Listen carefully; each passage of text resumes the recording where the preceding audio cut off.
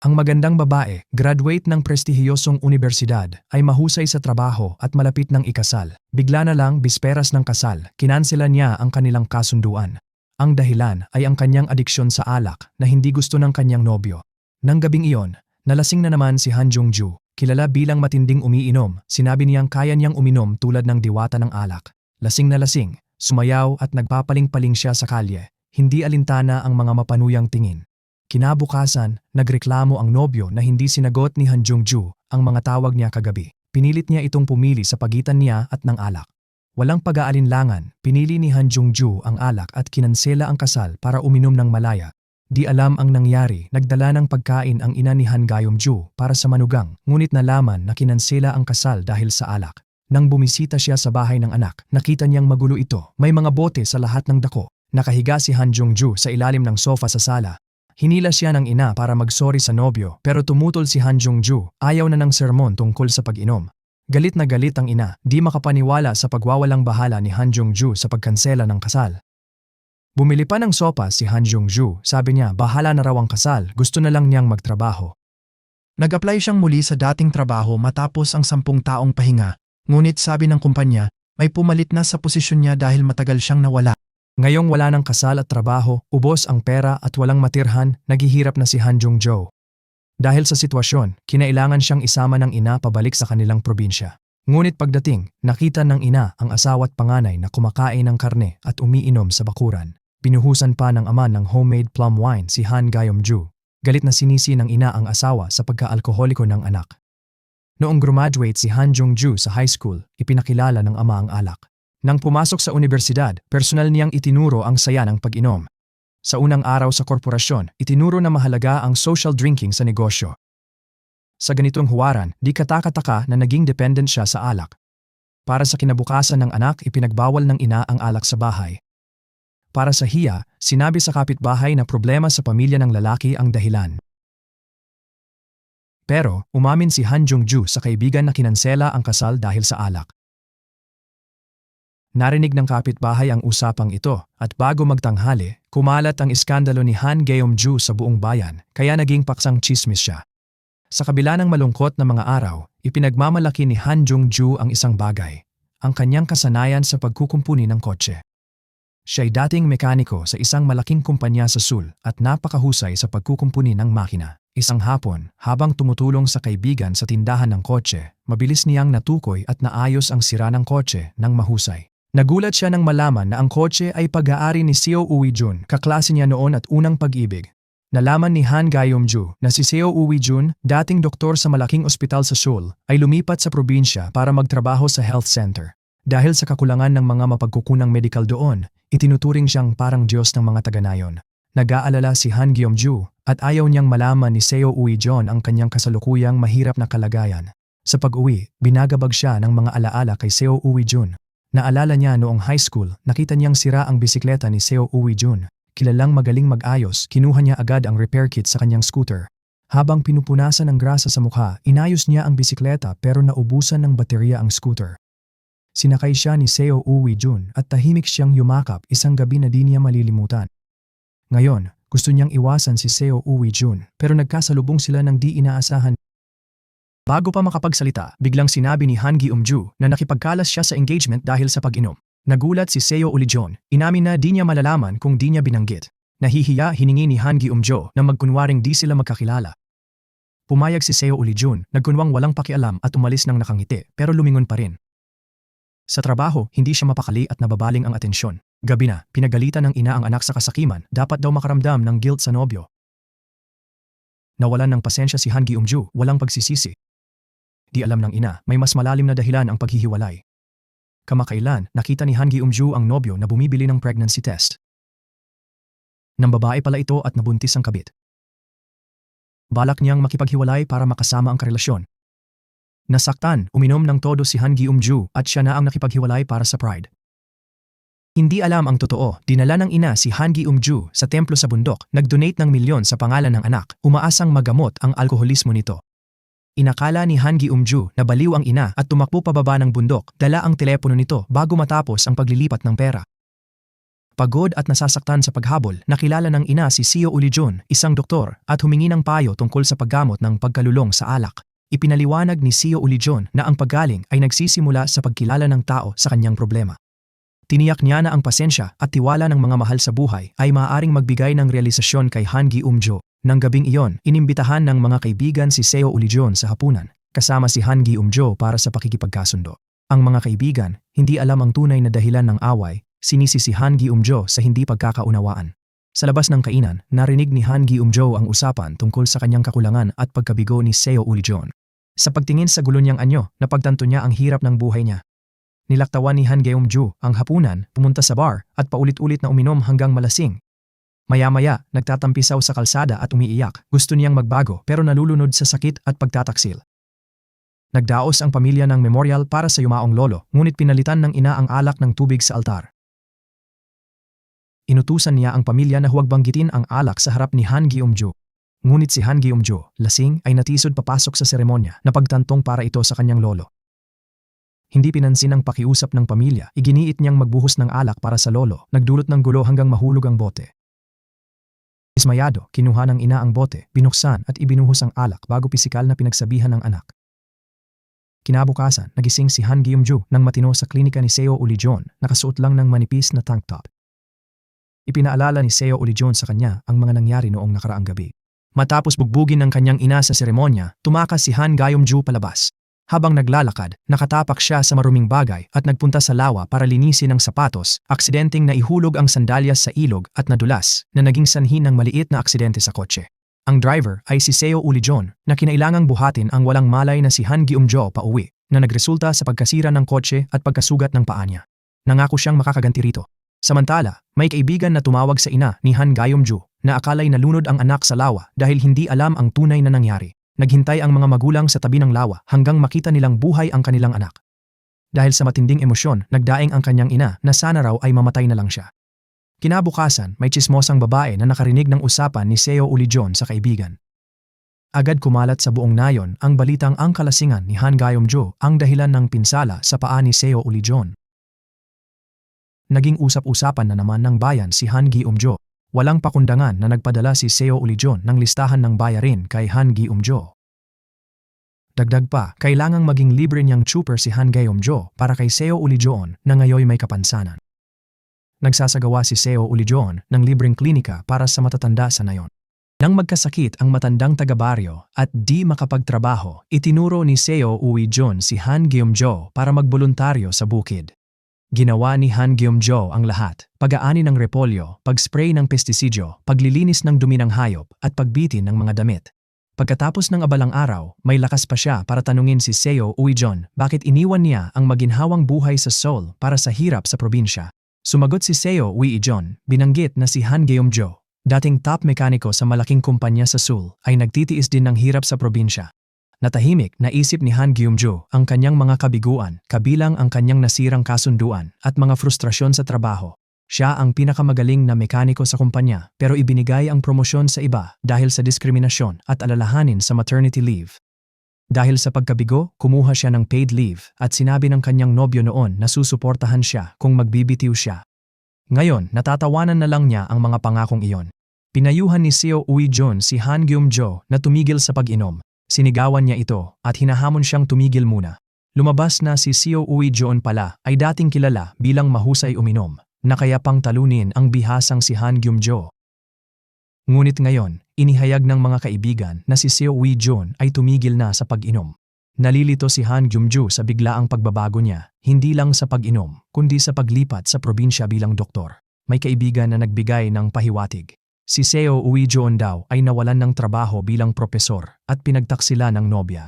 Kahit nag-aalinlangan ang kaibigan sa chismis, naniniwala si Han Geum-jo na posible ito. Alam niyang mas dramang ang tunay na buhay. Pauwi, nakita ni Han Geum-jo si Seo Ulijun na nakatayo sa tabi ng lawa, malalim ang iniisip. Minsan niyang sinabi na ang hangin sa tabi ng lawa ay nakakapagpagaling ng nababagabag na isipan. Nag-isip kay Seo Ulijun, si Han Geum-jo ay hindi makatulog ng gabing iyon. Tulad niya, nagsikap din si Seo Ulijun, ngunit napagtaksilan. Kinabukasan, dinala ni Han Geum-jo ang baon para kay Seo Ulijun. Ikinuwento niya si Steve Jobs, sinabi may magandang kinabukasan si Seo Wee-jun. Ngunit nag-alinlangan si Seo Wee-jun, baka lasing na naman si Han Geum-ju. Nabigo si Han Geum-ju, naisip wag maging mabait pero di niya mapigilan. Sinabi niya kay Seo Wee-jun, bumalik sa ospital sa Seoul, wag magtago. Pagkatapos, nalaman ni Han Geum-ju na ibang doktor pala ang pinag-uusapan. Matapos ang pagkakamali, sinubukan ni Han Geum-ju na balewalain ito, ngunit iginiit ni Seo Wee-jun na humingi siya ng tawad. Para sa kanya, kahit siya ang pinag-uusapan, walang karapatan si Han Geum-ju na makialam sa buhay niya. Mapanglaw na ngumiti si Han Geum-ju at humingi ng paumanhin na pagtantong muli siyang lumampas sa hangganan. Noon pa, sinabi na ito ni Seo Wee-jun, iniisip na panghihimasok ang kanyang mga gawain. Ngayon, ramdam ni Han Geum-ju na nagkamali siya ng todo at labis siyang nagsisisi. Hindi niya alam, marami ring iniisip si Seo Wee-jun ng gabing iyon. Kinabukasan, nakita ni Han Geum-ju sa telepono na kaarawan pala ng kanyang dating kasintahan. Agad siyang nagmaneho patungong Seoul. 3 buwan bago yon, hindi alam ang kataksilan, nag-order siya ng cake para sa kanya. Habang nasa daan, nag-text ang tindahan na nasa proseso na ang paghahatid. Malapit na sa gusali, binilisan niya ang takbo, pero nahuli pa rin ng ilang sandali. Katatapos lang mag-iwan ng cake ang tagahatid. Tahimik na lumapit si Han Geum-ju sa pinto, nalaman na wala pala sa bahay ang dating kasintahan. Mabilis niyang kinuha ang cake, nagpapasalamat na hindi pa ito naabot ng tarantado. Bigla, bumukas ang elevator at nakaharap niya ang ex at kabit, may dalang aklat pang buntis. Dahil dito, inamin niya ang kanyang pagtataksil. Nang malaman ni Han Geum-ju ang kataksilan, galit niyang itinapon ang cake, nagpapasalamat na hindi siya nagpakasal sa kanya. Nasaktan ang pride ng ex niya at binalaan siyang huwag nang magpatuloy. Hindi sumuko, kinuha ni Han Geum-ju ang cake at ipinahid sa mukha niya. Dahil dito, binasag ni Han Geum-ju ang kanyang katinuan at uminom ng alak. Naalala niya ang payo ni Seo Yoo-hee-jun noon na isipin ang sarili kaysa mag-alala sa iba. Si Seo Yoo-hee-jun, sa kotse, iniabot ang earphone sa kaibigan nang tumawag si Han Geum-ju, nagkunwaring walang pakialam. Napansin ng kaibigan ang pag-aalala ni Seo Yoo-hee-jun kay Han Geum-ju. Nang gabi ring iyon, lasing na si Han Geum-ju nang makita si Seo Yoo-hee-jun at ipinaliwanag ang pag-inom niya. Malupit na sinabi ni Seo Yoo-hee-jun na naghahanap lang siya ng dahilan para uminom. Hinimok ng kaibigan si Han Geum-ju na maging maaasahan. Malungkot siyang sumagot, sana nga raw maging ganun siya. Di niya alam, puno rin ng soju ang ref ni Seo Yoo-hee-jun. Nang gabing iyon, sinira niya ang ilang araw na pag-iwas sa alak.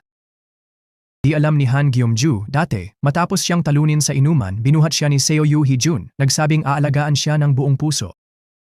May kaibigan na pumunta sa healthcare center para makita si Seo Yoo-hee-jun, umaasang titigil na siya sa pagkainis kay Han Geum-ju. Inamin nila na si Han Geum-ju ay nagmamalasakit pa rin sa kanya tulad ng dati. Napabuntong hininga si Seo Yoo-hee-jun at di mapigilang maalala ang mga alaala nila ni Han Geum-ju. Nang pumanaw ang lola ni Seo Yoo-hee-jun noon, dumating si Han Geum-ju ng mas maaga para magbigay galang. Nang makitang mali ang alak ni Seo Yoo-hee-jun, kinuha ni Han Geum-ju ang paboritong alak ng lola at personal na ibinuhos ito para sa kanya. Unang niyebey bumagsak sa bundok noon at di malilimutan ni Seo Yoo-hee-jun ang kagandahan ni Han Geum-ju sa sandaling iyon. Ngayong muli silang nagkita, tanging kalungkutan na lang ang naramdaman ni Seo Yoo-hee-jun sa kanyang puso. Muling ipinaliwanag ni Han Geum-ju na di maiiwasan ang pag-inom sa Seoul ng gabing iyon. Piniling maniwala ni Seo Yoo-hee-jun pero hiningi niya na magpa-test si Han Geum-ju para sa alak addiction. Tumanggi si Han Geum-ju, iginiit na di siya hopeless na alkoholiko. Di na nagpilit si Seo Yoo-hee-jun pero tinanong ni Han Geum-ju kung bakit bigla siyang tumigil uminom. Sa halip sumagot, sinabi ni Seo Yoo-hee-jun na samahan siya sa medical outreach kinabukasan. Kinabukasan sa outreach, nakita ni Han Geum-ju ang mahinahon na pag-aalaga ni Seo Yoo-hee-jun sa mga pasyente. Lalo siyang nalito kung bakit iniwan nito ang matagumpay na buhay sa Seoul para sa probinsya. Nang biglang narinig ang boses ni Seo Yoo-hee-jun mula sa likod, lumingon si Han Geum-ju at nadulas, pero nasalo siya nito agad. Sa sandaling iyon, pareho silang nakaalaala ng katulad na pangyayari noong nakaraan. Habang inaayos ang kotse sa gabi, nagreklamo si Han Geum-ju sa malas niya dahil patuloy na nahuhulog ang mga piyesa sa ilalim ng sasakyan. Bigla siyang nakatanggap ng abiso. Pambihirang ibinalik ng venue ng kasal ang kanyang deposito dahil sa kinansela na seremonya. Nang hindi na nagusisa, masayang nagdiwang si Han Geum-ju. Sa magandang mood, perpekto niyang naiayos ang kotse ni Seo Yoo-hee-jun. Nang magpasalamat si Seo Yoo-hee-jun, casual na nag-alok si Han Geum-ju na subukan ang sasakyan. Habang kumakanta at sumasayaw sa tugtog, hindi maitago ni Seo Yoo Hee-jun ang pagmamahal sa mga mata niya habang pinapanood ang masayang mukha nito. Pagkalabas, kinaladkad ni Han Jung-ju si Seo Yoo Hee-jun sa mall para bilhan ng damit gamit ang refund sa kasal. Nang malaman ang di inaasahang pera, tumanggi si Seo Yoo Hee-jun sa damit at iminungkahi na siya na lang ang mamili. Determinado si Han Geum-ju na gastusin lahat ng pera, bumibili ng damit para sa bawat miyembro ng pamilya. Bit-bit ni Seo Yoo Hee-jun ang mga bag, ngunit napansin ang paltos sa paa ni Han Geum-ju dahil sa mahabang pamimili. Agad siyang lumuhod para maglagay ng bendahe. Hindi makatingin si Han Geum-ju sa kanyang malambing na mga mata. Nagliwanag ang mga paputok sa kalangitan. Namangha si Han Geum-ju sa romantikong tanawin parang batang namamasdan. Si Seo Yoo Hee-jun naman ay naalala kung paano niya binuhat ang lasing na Han Geum-ju, nakakayanig ang kanilang pagkakalapit. Noon, inamin niya ang damdamin at hinalikan siya. Hindi tumutol si Han Geum-ju, hinayaang mahumaling sa gabi. Pagkatapos mamili, sabay silang kumain ng gabing iyon. Nakitang umiinom ng alak ang kapitbahay, nainggit si Han Geum-ju.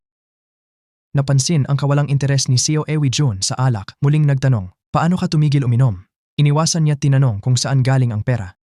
Inamin ni Han Jung-ju na ito'y refund sa venue ng kasal, isang swerte. Balak niyang gumastos para sa bagong simula. Pinuna siya ni Seo Eui-jun dahil sa pagwawalang bahala sa ex-fiancé.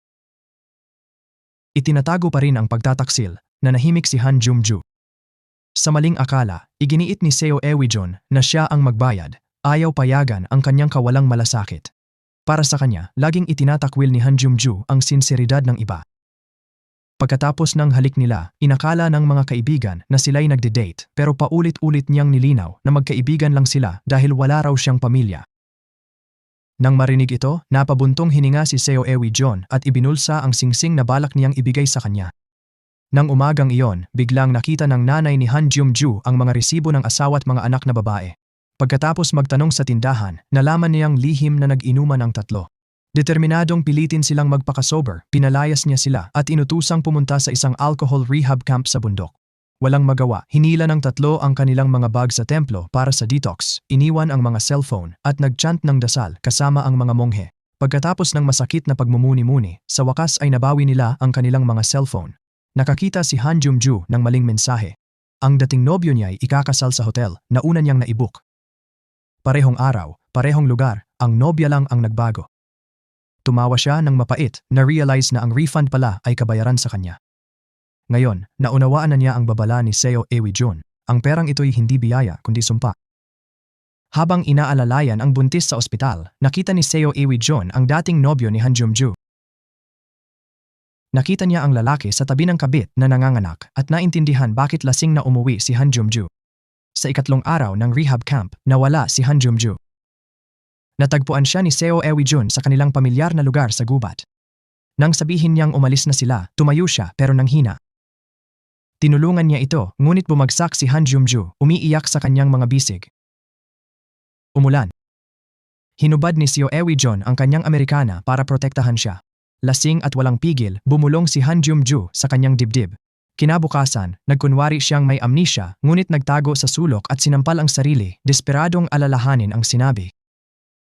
Binigay ni Han Jung-ju ang mga damit na binili kahapon sa pamilya at pinilit kumbinsihin ang nanay na huwag siyang patigilin uminom, iginiit na di siya mabubuhay nang walang alak. Pinilit tumawa ang nanay niya kahit galit na galit. Naging Kristiyano siya, desidido na iligtas ang naligaw na anak sa pamamagitan ng kapangyarihan ng Diyos. Ang mga kaibigan ni Seo Eui-jun at nurse sa health center ay nagchismisan tungkol kay Han Jung-ju, tinawag siyang adik sa alak. Nang marinikin to, pumagitna si Seo Eui-jun, hinimok silang huwag husgahan nang di nauunawaan.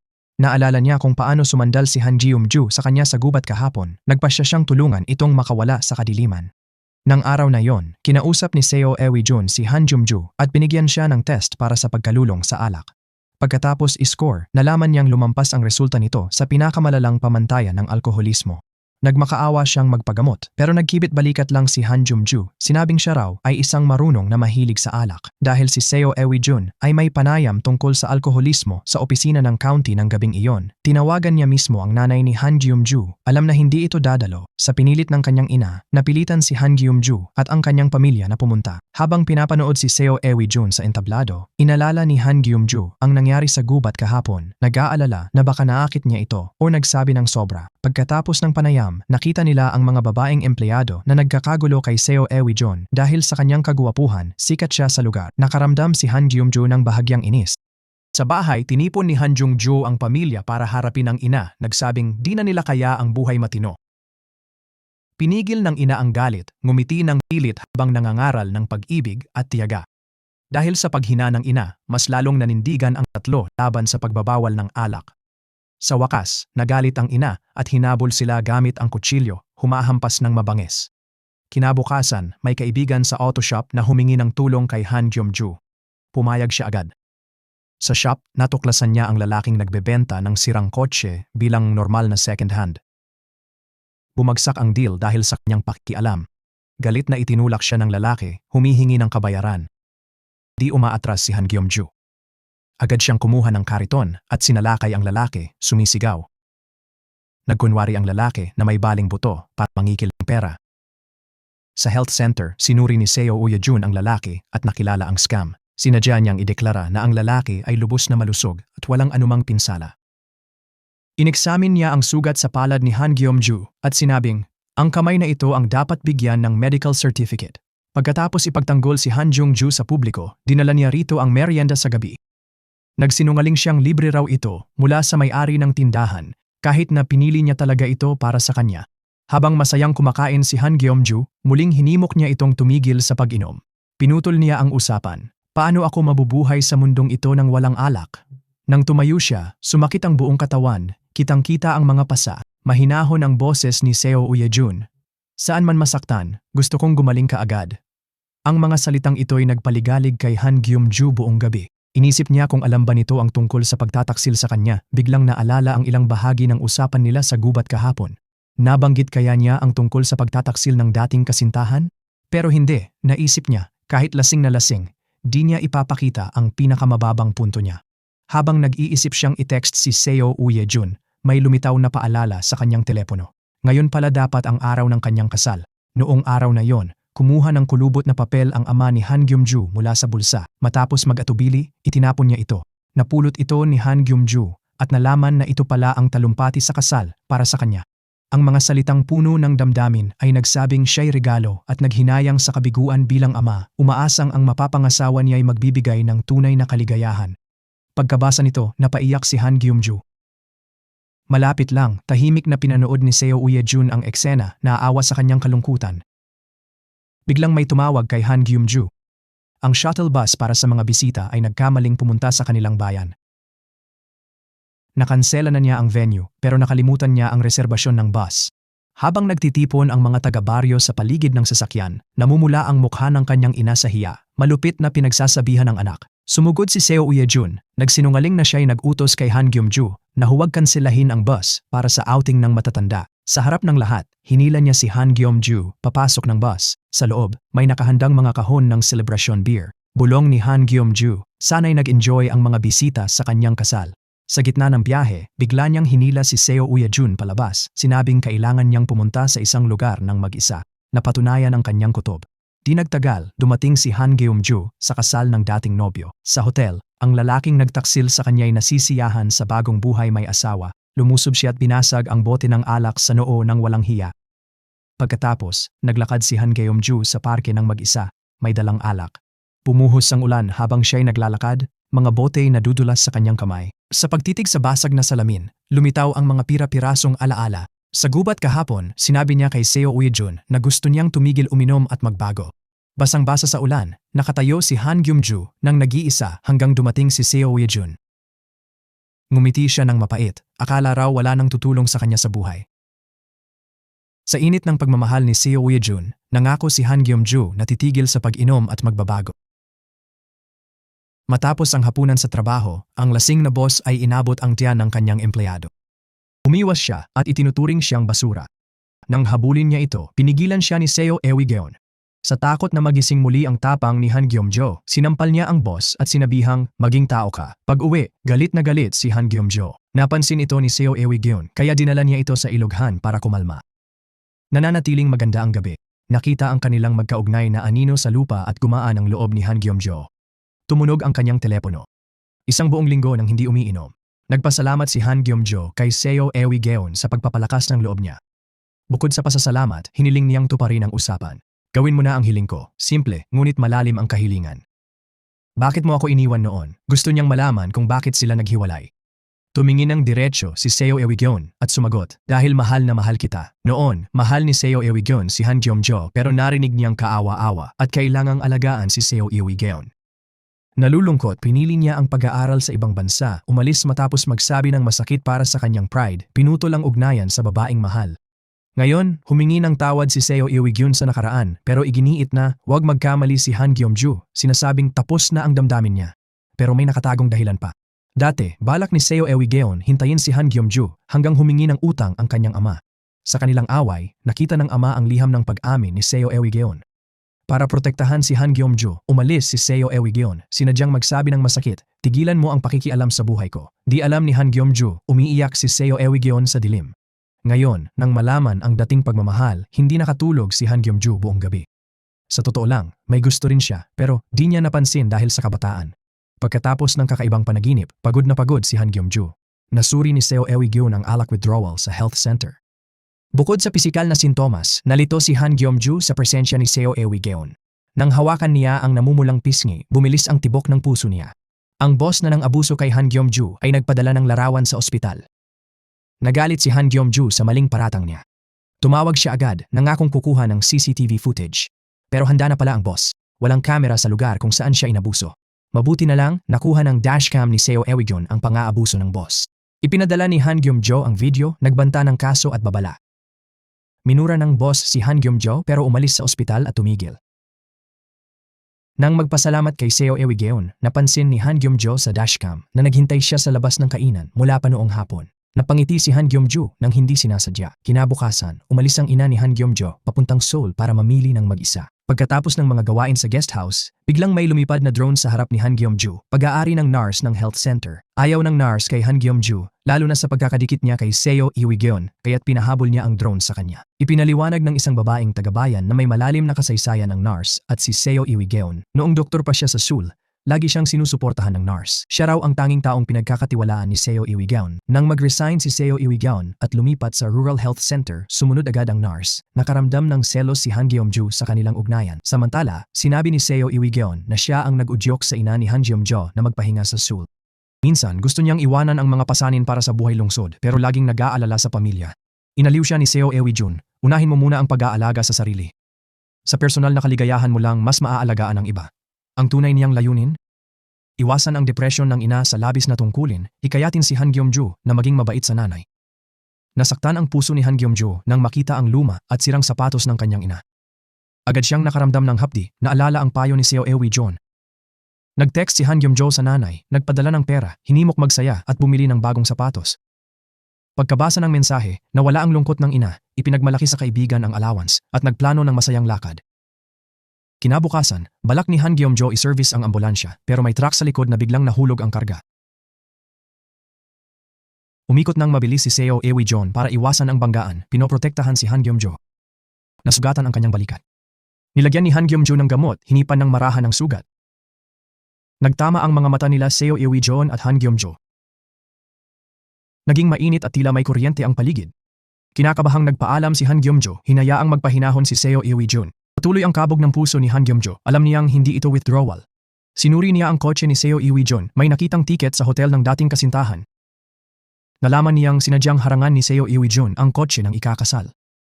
Naisip niyang alam pala ni Seo Ewi-geon ang tunay na dahilan ng kanyang pag-atras. Nalungkot siya at pumunta sa isang tindahan para uminom. Dumating ang mensahe ng kanyang ina. Sandalan mo ako, hindi ang alak. Naniniwala ako na malulupig mo ang sobriety, mamumulaklak sa iyong sariling magandang buhay.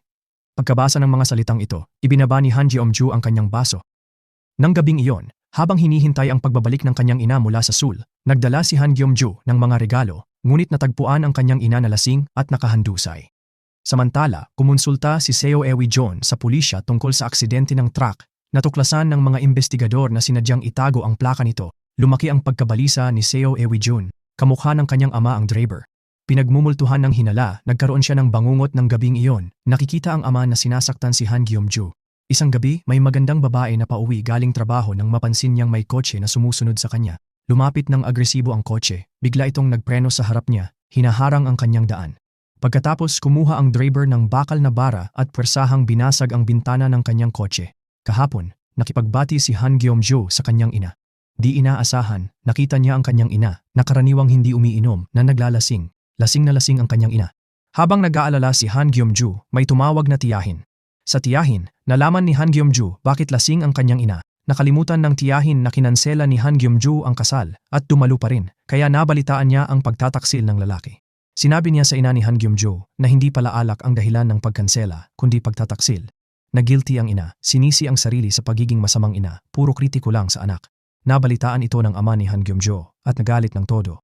Nagmadali siyang lumabas, nangakong hihingi ng paliwanag para sa anak. Sinubukan ni Han Geom-ju na pigilan ang kanyang ama. Nakita niyang umiiyak ang pamilya dahil sa sitwasyon niya na balisa si Han Geom-ju. Mabilis siyang lumapit kay Seo Eui-jon. Yumakap at umiyak ng malaya sa balikat nito. Hinaplos ni Seo Eui-jon ang likod ni Han Geom-ju. Alam niyang maiintindihan ng pamilya. Napabuntong hininga ng mahaba si Han Geom-ju. Mabuti na lang at alam na ni Seo Eui-jon ang kanyang sikreto. Sa sandaling iyon, malaya na siyang magtapat.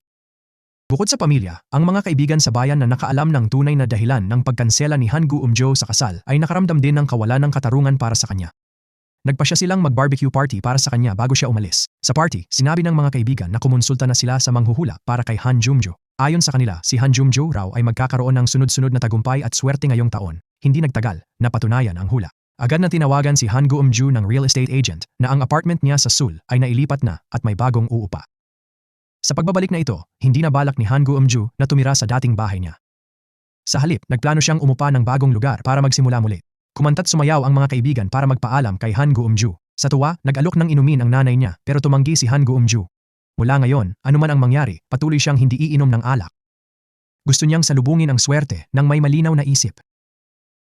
Ang mga kabaryo, alala ang di pagkakaunawaan kay Han Geum-ju, ay nagtipon at kumuha ng kaldero't kawali para maghiganti sa taong nanakit sa kanya. Nakita niya ang galit ng mga tao sa nangyari sa kanya, kaya ngumiti si Han Geum-ju nang may ginhawa. Kung alam lang niya, di sana siya kumapit sa walang kwentang pride noon. Hindi sana niya tiniis mag-isa ang kalungkutang ito. Nakatanggap si Han Geum-ju ng maling kontrata mula sa ahente at nalaman na si Seo Eui-geon pala ang bagong umuupa sa kanyang lugar. Para mabuhay si Han Geum-ju nang walang alalahanin, matagal nang inayos ni Seo Eui-geon ang lahat sa ahente. Bigla, naramdaman ni Han Geum-ju na maaasahan si Seo Eui-geon. Sabay nito, naisip niyang wag nang wakasan ang lease at manatili sa dating tirahan. Napagpasyahan niyang harapin ang kanyang masaklap na nakaraan at magpatuloy sa magandang kinabukasan. Isang bagay lang ang mahalaga, umaasa si Han Geum-ju na babawasan ni Seo Eui-geon ang pag-aalala sa kanya. Inakala niyang awa lang ang tulong at suporta ni Seo Eui-geon sa kanya. Dumating ang araw para bumalik si Han Geum-ju sa Seoul at magtrabaho ng maayos sa kumpanya. Ipinakita ni Han Geum-ju ang kanyang husay sa pag-aayos ng kotse gaya ng dati. Ang dating nang aapi sa kanya ay humingi ng tawad at lubos na nagbago ang pakikitungo sa kanya. Sa pagdiriwang ng kanyang pagbabalik, ipinaalala ng boss ang pangako ni Han Geum-ju na hindi uminom. Nangako siyang babaguhin ang kultura ng labis na pag-inom sa mga company dinner. Ngunit ang pagdating ng swerte ay hindi nangangahulugang wala ng problema. Sa kanilang bayan, gusto ni Seo Eui-geon mag-text kay Han Geum-ju pero nagpigil siya. Nakita ng nurse ang saloobin ni Seo Eui-geon at hinikayat siyang ipahayag ang damdamin. Binalaan na huwag palampasin ang pagkakataon, ngunit nag-aalinlangan siya, natatakot na baka muling lumitaw ang ama na parang demonyo. Ang ama niya, na dating sugalero, ay nagdulot ng gulo sa ospital ni Seo Eui-geon. Sa gitna ng kaguluhan, aksidenteng nasugatan niya ang isang nurse. Tungkol sa aksidente ng truck kamakailan, nagtanong na si Seo Eui-geon sa pulisya. Natatakot siya na baka ang may kagagawan ay ang kanyang nakakatakot na ama. Natuklasan ng pulisya na ang may-ari ng truck ay sinundan si Seo Eui-geon buong araw. Isang masamang kutob ang umusbong sa puso ni Seo Eui-geon. Si Han Geum-ju ay nagmamaneho pa uwi nang mapansin ang isang truck na malapit na sumusunod. Nang mag-alala siya, biglang nagpreno ang truck at mabilis na lumapit kay Han Geum-ju. Sinira niya ang bintana ng kotse gamit ang bakal na bar sa kamay. Sa kabutihang palad, dumating si Seo Eui-geon sa tamang oras. Matapos ang pag-aaway, napasuko niya ang lalaki. Ngunit, ang umatake ay hindi ang ama ni Seo Eui-geon. Ito'y lalaking tinulungan ni Seo Eui-geon. Tumigil uminom, pero nawalan ng pamilya dahil dito. Inilalabas niya ang galit sa mga inosenteng tao. Pumunta si Seo Eui-geon sa ospital para bisitahin si Han Geum-ju, pero nalaman na umalis na siya. Paglabas ng ospital, nakita ni Seo Eui-geon si Han Geum-ju na nakasakay sa taxi. Hindi niya ito natawag agad, kaya tinawagan na lang niya si Han Geum-ju. Walang pakialam si Han Geum-ju at hindi sineseryoso ang mga pangyayari. Si Seo Eui-geon naman ay mukhang nag-aalala. Hinawakan niya si Han Geum-ju, iginiit na bumalik sa ospital. Tumanggi si Han Gyum-ju. Hiniling niya kay Seo Yui-jeon na huwag masyadong mag-alala sa kanya.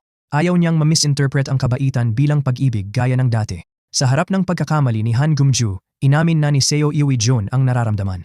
Agad siyang lumapit at niyakap ang babaeng gusto niya. Nang lumingon si Han Geum-jo, hinalikan siya ni Seo Yui-jeon at hindi rin siya tumanggi. May bituing bumagsak sa kalangitan. Ang saya ng sandaling iyon ay tila dumating sa tamang oras. Kinumpirma nila ang kanilang damdamin at nagsimulang mag-date. Nagmamadali si Seo Yui-jeon makita si Han Gyum-ju kahit maikling date lang sa gabi. Nagpalit si Han Gyum-ju ng magandang damit mula sa pajama. Gusto niyang makita siya ni Seo Yui-jeon sa pinakamagandang anyo. Habang naglalakad, tahimik na hinawakan ni Seo Yui-jeon ang kamay niya. Ipinakita rin ni Han Gyum-ju ang kanyang ka-cute-cutean kay Seo Yui-jeon. Sa shul, tila pumasok si Han Gyum-ju sa isang swerteng panahon. Sinabi ng boss na inirekomenda siya ng husto para sa promosyon. Nalunod sa pag-ibig, tiningnan ni Han Gyum-jo ang mundo ng inosente. Naniwala siyang nagbago na ang kanyang superior. Kumbinsido siyang nasa landas na siya ng tagumpay sa pag-ibig at trabaho. Isang gabi, nakita niyang dumating si Seo Yui-jeon para sunduin siya. Nagumapaw ang damdamin, yumakap si Han Gyum-jo kay Seo Yui-jeon. Hindi rin bumitaw si Seo Yui-jeon sa yakap. Malapit sa bahay, inanyayahan siya ni Seo Yui-jeon sa kanyang lugar. Naisip ang posibleng mangyari, tiningnan niya ang kanyang underwear. Mabuti na lang, nakasuot siya ng matching set ng gabing iyon. Nagluto si Seo Yui-jeon ng masarap para kay Han Gyum-ju, pero paglingon niya, nakita niyang nakatulog na ito na nakasandal sa mesa. Tumingin si Seo Yui-jeon sa kanya ng may pagmamahal, dahan-dahang inalalayan siya, hinalikan niya ang noo nito. Kinabukasan, nagising si Han Geum-ju sa kama ni Seo Yui-jeon, nakita niyang maayos pa rin ang suot niyang damit. Agad siyang nag-alala, pinagsisihan na di niya sinulit ang pagkakataon noong nakaraang gabi. Habang nag-aalmusal, tinanong ni Han Geum-ju si Seo Yui-jeon bakit di siya ginising. Handa na raw siya. Di na naghintay ng sagot, nagsalita si Han Geum-ju ng may halong paglalambing at lumapit pa sa kanya. Hindi napigilan ni Seo Yui-jeon ang kanyang damdamin. Bigla may narinig silang ingay mula sa labas. Tumakbo sila para tingnan at napansin na may nag-espiya yata sa kanilang pribadong sandali. Base sa pamilyar na mangkok na nahulog, nag-isip sila nang biglang lumusob ang kapatid ng kaibigan kay Han Geum-ju. Lumabas na nasaksihan pala ng kapatid ang matalik na eksena. Akala ng kapatid, may relasyon si Han Geum-ju sa kanyang kapatid at pinagalitan siya. Mabutit dumating si Seo Yui-jeon at iba pa para paghiwalayin sila. Sa harap ng maling akala ng kapatid, sumigaw si Han Geum-ju para magpaliwanag. Di inaasahan, narinig ito ng mga matatanda sa nayon. Sa bilis ng chismis ng matatanda, nalantad ang relasyon nila sa buong nayon. Suot ang magkatugmang damit, sumakay sila sa bangka ng pamamasyal sa nayon.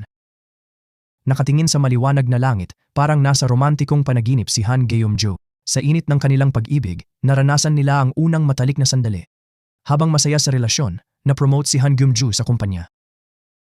Sa wakas, nakilala na ang kanyang kakayahan. Ngunit bigla, may dumating na masamang balita. Ipinatawag si Han Gyum-ju ng legal department ng kumpanya. Ipinakita nila ang video ng di umano'y pambubugbog niya sa lasing na boss. Doon lang niya nalaman na ang boss pala ang nagsumbong sa kanya. Sa labas, nagbago raw ang boss, pero lihim siyang nagreklamo laban kay Han Gyum-ju. Binalaan siya na kung totoo ang sumbong, mawawala ang kanyang promosyon. Agad na kinausap ni Han Gyum-ju ang boss. Pero sinabi ng kaibigan na magbibitiw na raw ito. Hinarap ni Han Gyum-ju ang boss. Umamin ang boss pero di pa rin tinanggap na siya'y may sala. Sabi niya, hinawakan lang daw tiyan ni Han Gyum-ju. Hiningi ni Han Gyum-ju na bawiin ang reklamo. Hinamon siya ng boss sa inuman kung manalo'y babawiin daw. Para sa promosyon, sinira ni Han Gyum-ju ang no alcohol rule.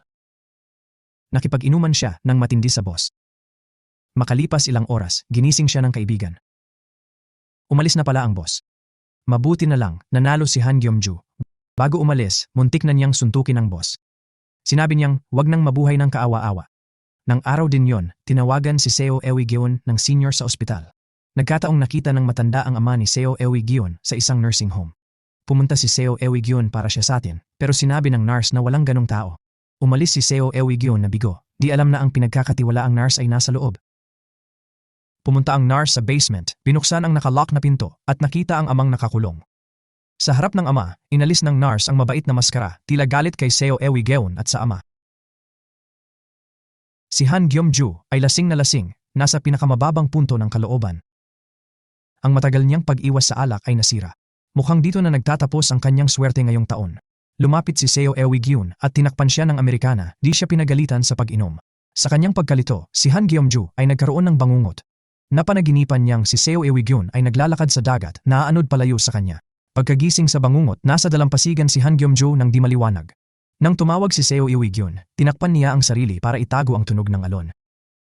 Nagsinungaling siya, sinabing papasok na sa trabaho. Bago pumasok, kumain muna si Han Gyeomjo para mahimasmasan. Di niya inakala, pagbalik sa telepono, nakita niya si Seo Ewigeon na may hawak nito. Tinawagan ng may-ari si Seo Ewigeon. Habang nag-aalangan kung magtapat, nakita ni Han Gyeomjo ang balita. Ang superior niya na nakipag-inuman kagabi ay nahuli sa pagmamaneho ng lasing. Nawalan pa nga siya ng trabaho dahil dito. Naglakas loob si Han Gyeomjo na ipaliwanag kay Seo Ewigeon ang mga pangyayari noong gabi. Hindi siya uminom para sa oportunidad, kundi para wakasan ang kawalan ng katarungan sa trabaho. Akala niya madidismaya si Seo Ewigeon pero nagulat siya nang kabaligtaran pala ang nangyari. Hindi sinisi ni Seo Ewigeon si Han Gyeomjo. Sa halip, galit niyang kinondena ang superior niya sa pagiging napakasama. Kay Han Gyeomjo, tiwala si Seo Ewigeon na magtatagumpay siya sa pagtigil sa pag-inom. Para ipagdiwang ang promosyon, hinimok ni Seo Ewigeon si Han Gyeomjo na magbakasyon. Sinamantala nila ang pagkakataon, nagbisikleta at naglaro sa dagat. Habang nagbibisikleta, napatingin si Seo Ewigeon kay Han Gyeomjo, muntik nang mag-aksidente. Naalala ni Han Gyeomjo ang bangungot kagabi. Nag-alala siya kay Seo Ewigeon. Pinagbilinan niya itong huwag nang lumingon habang nagbibisikleta.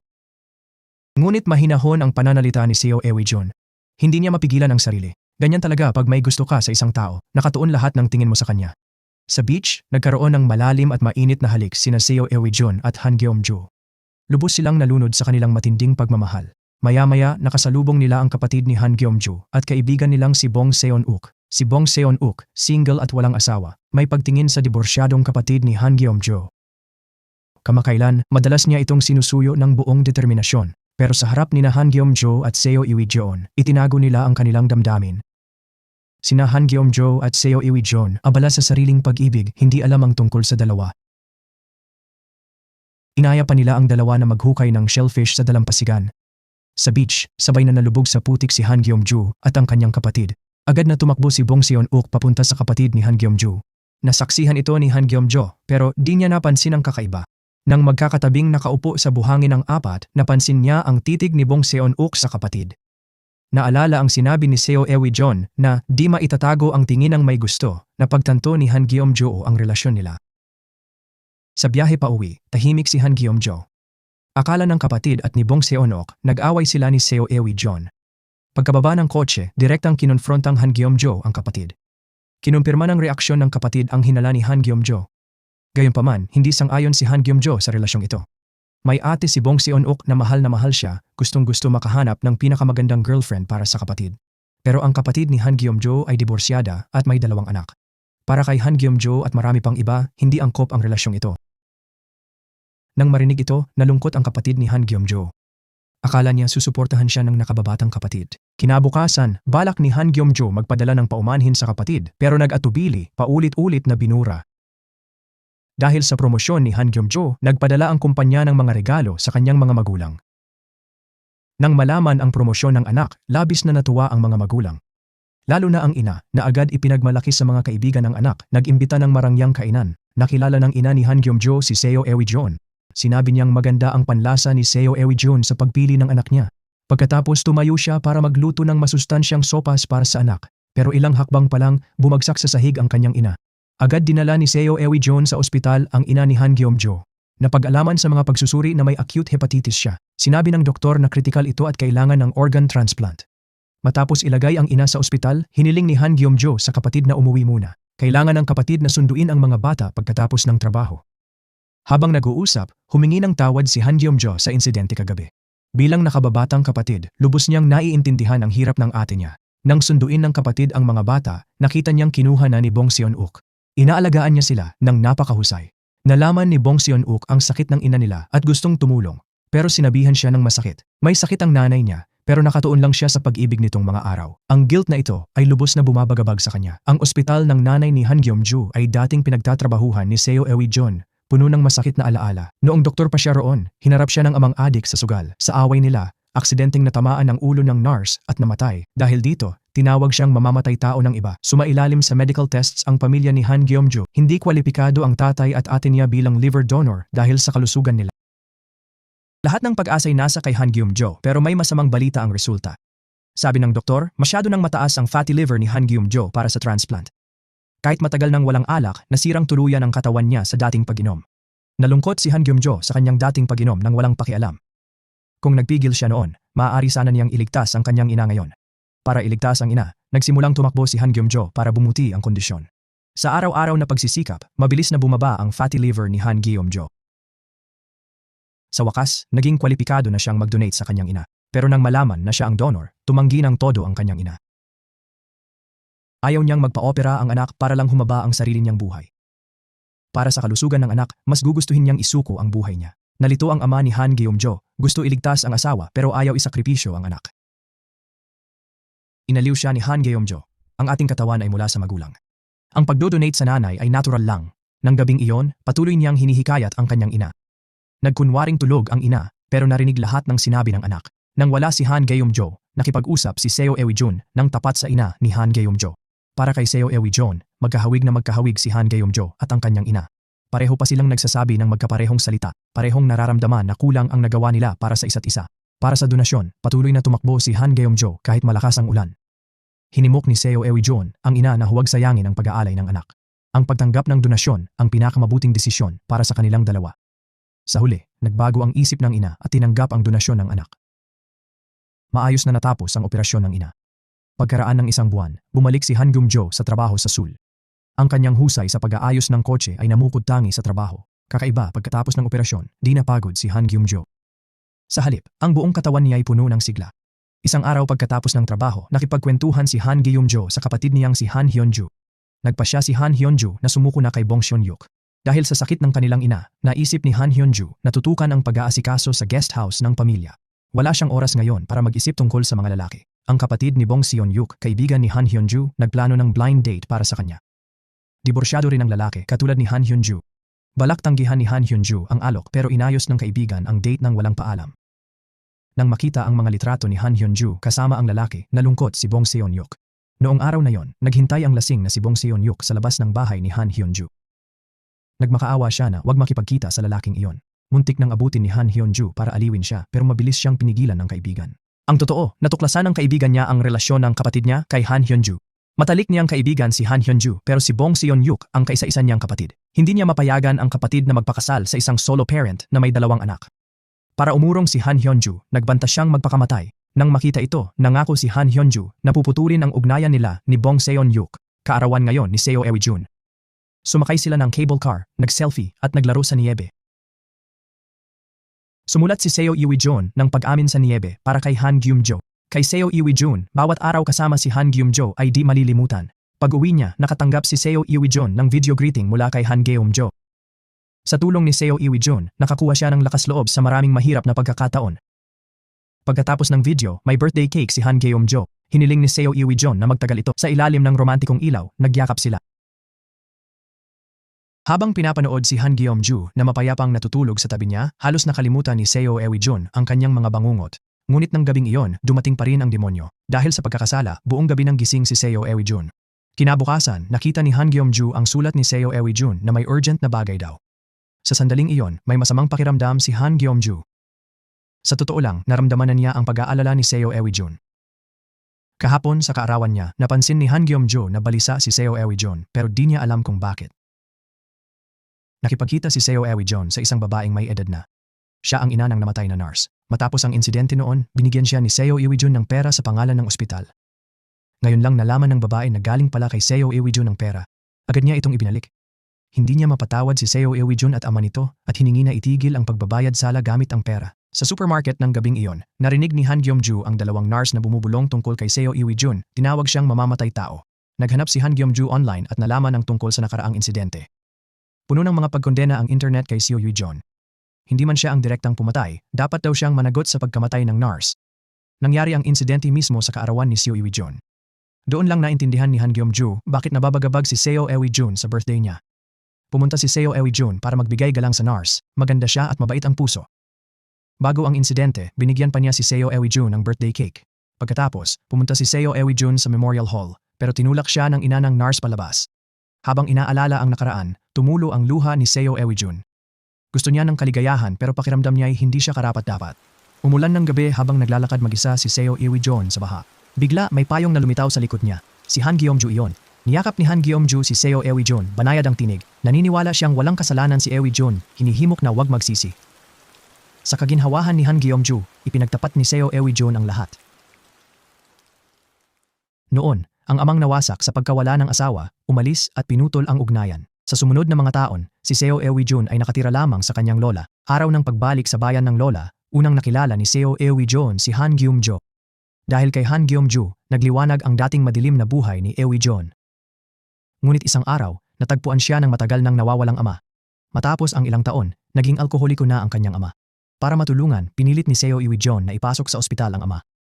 Maya-maya, iginiit ng ama na tumigil sa pag-inom, humihingi ng kalayaan. Si Seo Eui-jun, naaawa, ay pumayag. Di inaasahan, hindi pala talaga tumigil sa pag-inom ang kanyang ama. Sa halip, lumala ang kanyang pag-inom. Kalaunan, nagdulot siya ng gulo sa ospital ni Seo Eui-jun na naging dahilan ng pagkamatay ng isang inosenteng nurse. Dahil dito, nakaramdam si Seo Eui-jun ng matinding guilt, naniniwalang hindi sana nangyari ang trahedya kung hindi siya nagpalambot. Ito rin ang nag-udyok sa kanya na maging doktor na espesyalista sa paggamot ng alkoholismo. Sa harap ng kalungkutan ni Seo Eui-jun, mahigpit siyang niyakap ni Han Gyum-jo, tahimik na inaliw ang nalulungkot na kasintahan. Kasama si Han Gyum-jo, pinilit ni Seo Eui-jun ang sarili na magpakasaya. Nang araw na iyon, nakalabas ng ospital ang ina ni Han Gyum-jo at umuwi na. Bumisita si Seo Eui-jun. Pagkatapos, tiningnan niya ang mga lumang larawan noong estudyante sila ni Han Gyum-jo. Sa bahay ni Seo Eui-jun, nakita ni Han Gyum-jo ang isang love letter at kwintas na hindi na ipadala. Ipinaliwanag ni Seo Eui-jun na binili niya ang kwintas noong kolehiyo. Dahil matagal na, balak niyang bigyan si Han Gyum-jo ng mas maganda, pero iginiit niya na gusto niya ito at hiniling na isuot agad. Suot ang kwintas ni Seo Eui-jun sa kanyang leeg. Kumikislap sa tuwa ang mga mata ni Han Gyum-jo. Hindi niya alam na palapit na ang kalungkutan. Nang Sabado, pumunta si Han Gyum-jo sa care center para imbestigahan ang sasakyang sangkot sa hit and run. Sakto, nabanggit ng kasamahan ni Seo Eui-jun na nakita raw ang ama nito sa care center. Nagtanong si Seo Eui-jun sa center pero wala raw pasyenteng kapangalan ng kanyang ama. Pagdating ng weekend, pumunta si Han Gyum-jo sa care center para sa trabaho. Ipinaliwanag niya ang tungkol sa sasakyan at saka umuwi. Sa bus stop, nakita ni Han Gyum-jo ang pinagkakatiwalaang nurse ni Seo Eui-jun. Tinawagan niya ito pero nagsinungaling ang nurse na nasa Seoul daw siya. Labis na naguluhan si Han Gyum-jo. Bakit magsisinungaling ang nurse kung maayos naman ang lahat? Kasabay nito, dumating si Seo Eui-jun sa care center at nakita ang dating kinonsultang care worker sa loob. Kahapon, sinabi ng care worker na nagretiro na siya pero ngayon ay kitang-kita na nagtatrabaho pa rin siya doon. Nag-aalalang nagpaliwanag ang care worker na pansamantala lang siyang tumutulong sa kaibigan. Umuwi si Seo Eui-jun, hindi alam na nadaanan siya ng nurse sa mismong sandaling iyon. Dumating ang nurse sa care center para bisitahin ang ama ni Seo Eui-jun. Ikinulong ng nurse ang ama ni Seo Eui-jun sa basement, kasabwat ang nagsisinungaling na care worker. Naghinalang si Han Gyum-jo sa nurse, naalala na mahilig itong dumalo sa iba't ibang hobby club. Naghanap si Han Gyum-jo online, ngunit lahat ng club ng nurse ay matagal nang sarado.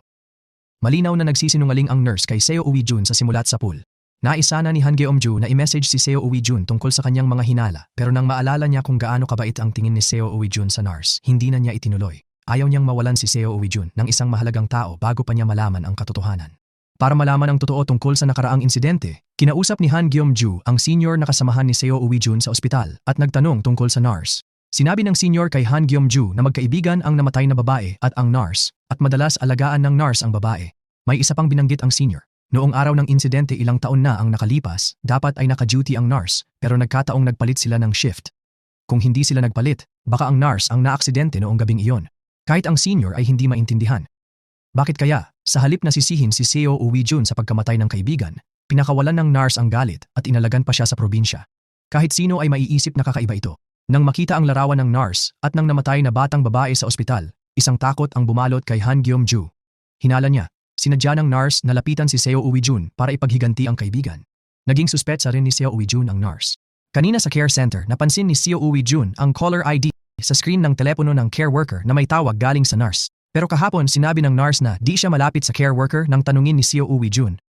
Isang kilalang pulis ang nagsabi kay Seo Eui-jun na ang nurse pala ang tunay na may-ari ng care center. Para makasigurado, tinawagan ni Seo Eui-jun ang nurse ng gabing iyon. Ang nurse, na nasa care center, nagsinungaling na nasa hobby club siya sa Seoul, di alam na malapit si Seo Eui-jun.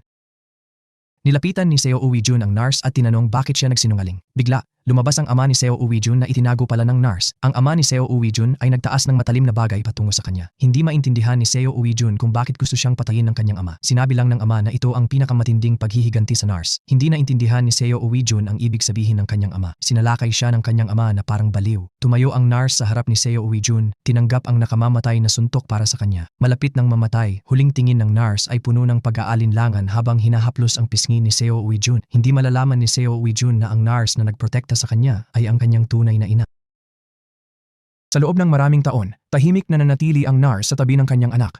Nang graduate si Seo Uwijun, lihim siyang binilhan ng bulaklak, pinanood lang mula sa malayo. Tahimik niyang sinubaybayan ang buhay ng anak mula sa gilid. Ang sugatang nurse ay agad na dinala sa ospital. Mabuti na lang at naging matagumpay ang operasyon. Nang gabing iyon, pumunta si Han Gyeom-ju sa bahay ng nurse para kumuha ng damit. Pagbasa sa notebook, nalaman ni Han Gyeom-ju na ina pala ng nurse si Seo Uwijun. Sa totoo lang, ang nurse ay nagmula sa mayamang pamilya. Noon, tinututulan ng ama niya ang pakikipagrelasyon sa mahirap niyang nobyo.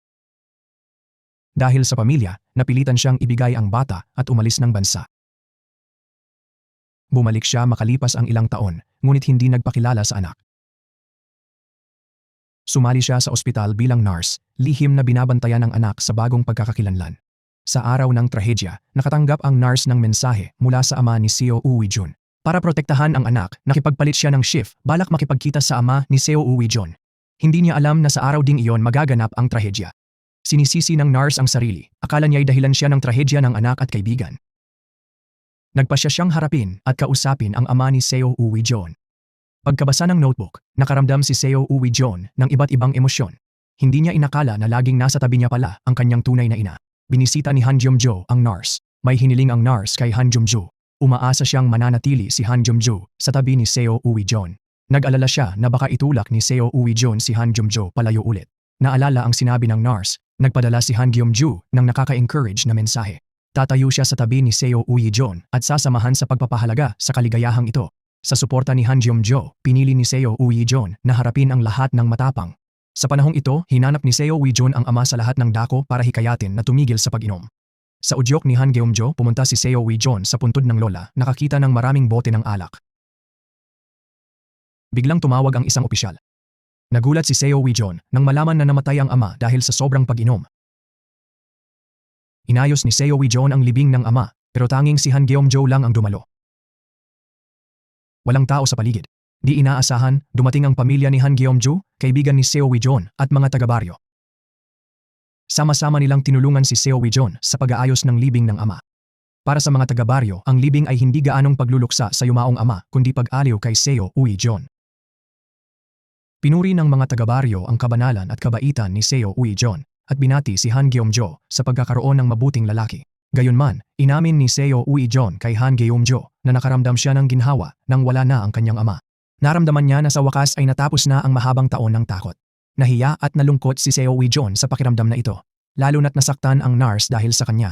Si Han Gyeom-ju ay nanatili sa tabi niya tulad ng dati, nag-aalok ng mga salitang pang-aliw. Nang magkasakit ang kanyang ina, tumanggi siyang payagan si Han Gyeom-ju na mag-donate ng mga organo. Naunawaan ni Han Gyeom-ju na ito ang puso ng isang ina na protektahan ng anak kahit ano paman. Naniwala si Han Gyeom-ju na nakayanan ng nurse ang mahirap na panahon dahil kasama niya si Seo Uwijun. Dahil sa mga salita ni Han Gyeom-ju, unti-unting gumaan ang kalooban ni Seo Uwijun. Binisita ni Han Gyeom-ju ang nurse sa silid ng ospital. Umaasa siyang dadalo ang nurse sa libing ng kanyang ama. Nakaramdam ng pagkakasala ang nurse. Iniisip na siya ang may pananagutan. Ganito ang naging kapalaran ng ama ni Jun. Hinimok ni Seo Uwijun ang nurse na huwag sisihin ang sarili. Ang ama niya mismo ang pumili ng alak at sinayang ang buhay. Sa pakiusap ni Seo Uwijun, dumalo ang nurse sa burol.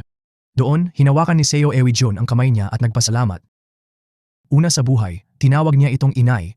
Sa tulong ni Han Gyeom-ju at ng mga taga-baryo, tinawag na siya ng nurse sa pangalan ng anak. Sa gitna ng luha ng ina, niyakap siya ni Seo Uwijun, pinatawad ang nakaraan. Masaya rin ang naging wakas ng kaibigan ni Han Gyeom-ju na si Bong Seon-yuk. Noong una, tutol ang kapatid ni Bong Seon-yuk sa relasyon nila ni Han Hyun-ju. Ngunit nang malaman ang damdamin niya, sinuportahan sila ng biyenan ng kapatid. Para sa kanya, mahaba ang buhay at bihira ang tunay na makakasama. Lubos ding sinuportahan ng ina ng kapatid ang anak na lumampas sa mga hadlang, umaasang makakakita rin siya ng matatag na kapareha. Sa buong suporta ng dalawang pamilya, sina Han Hyun-ju at Bong Seon-hyuk, na naakit sa isa't isa ay sa wakas ay nagsama. Isang taon ang lumipas, si Seo Eui-jun ay nagpapagamot pa rin sa Rural Health Clinic. Bukod sa pagtulong sa paghinto sa pag-inom, nag-aalok na rin ang klinika ng pagpapayo sa pagtigil sa paninigarilyo. Ang kanyang inang nurse matapos ang probation ay nagsimula ng mga aktibidad sa hobby club sa mungkahi ng anak. Nakita niya ang ina na masayang-masaya sa mga larawan, kaya't si Seo Eui-jun ay natuwa rin ng lubos. Sa isang maaliwalas na hapon, binigyan ni Seo Eui-jun si Han Gam-jo ng bagong kwintas. Parehong naniwala sila na wala ng kalungkutan ang kanilang kinabukasan. Ngayon, sina Seo Eui-jun at Bong Seon-hyuk ang magiging manugang ni Han Gam-jo at Han Hyun-ju. Ang dalawang lalaki ay parang batang nagkukumpetensya para sa pagmamahal ng kanilang mga biyenan. Ang tanging mahigpit na patakaran sa bahay ng mga kapatid ay bawal ang alak. Di nagtagal, si Seo Eui-jun ay naging direktor ng bagong ospital para sa alak. Si Han Gyum-ju ay nagbabawas ng alak pero hindi pa rin lubos na nawawala ang hilig. Sa tulong ni Seo Eui-jun at pamilya, pinalitan ni Han Gyum-ju ang alak ng ibang inumin. Tuwing nahihirapan si Han Gam-ju, hinahalikan siya ni Seo Eui-jun. Para kay Han Gyum-ju, ito ang pinakamabisang paraan para pigilan ang pag-inom. Ipinapakita ng second shot at love na ang pagtitiwala sa sarili, pagharap sa mga personal na demonyo, at pagtanggap ng totoo at tapat na koneksyon, kahit magulo, ay maaaring maghatid sa atin sa pagbabago, empatiya, at pagmamahal. Isang taos-pusong paalala ito na posible ang paggaling at pangalawang pagkakataon, lalo na kung may taong nasa tabi mo na tunay kang nauunawaan.